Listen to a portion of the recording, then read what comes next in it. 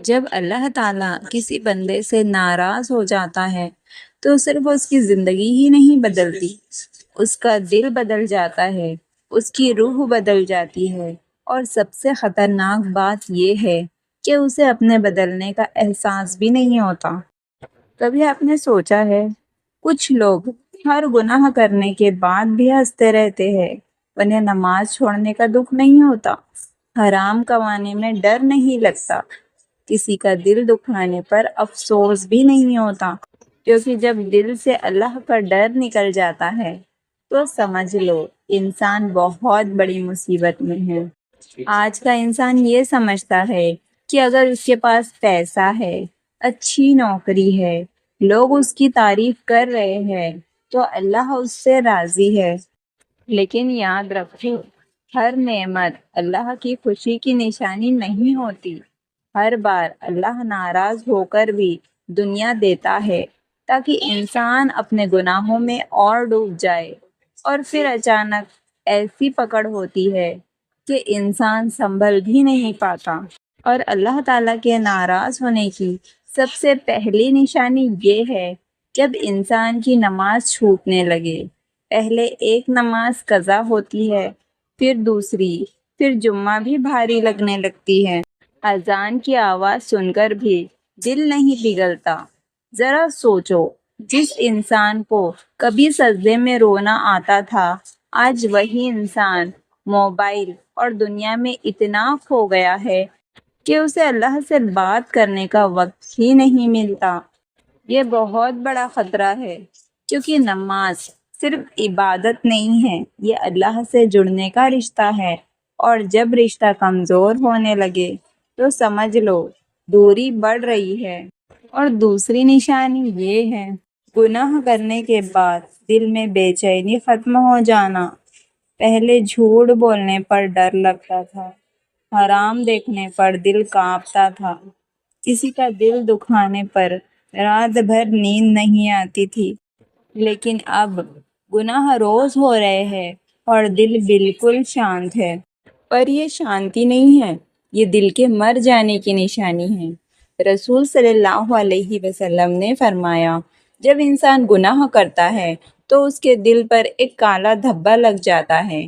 اگر وہ توبہ کر لے تو وہ دھبا دھل جاتا ہے، لیکن اگر گناہ جاری رکھے تو پورا دل کالا ہو جاتا ہے، اور پھر ایسا دل نصیحت سن کر بھی نہیں بدلتا۔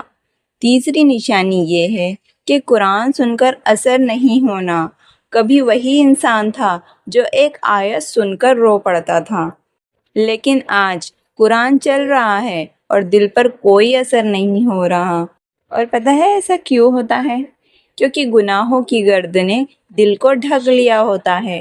آج لوگ گھنٹوں گانے سن سکتے ہیں، لیکن 5 منٹ قرآن سننا بھاری لگتا ہے۔ یہ بہت ڈرنے والی بات ہے۔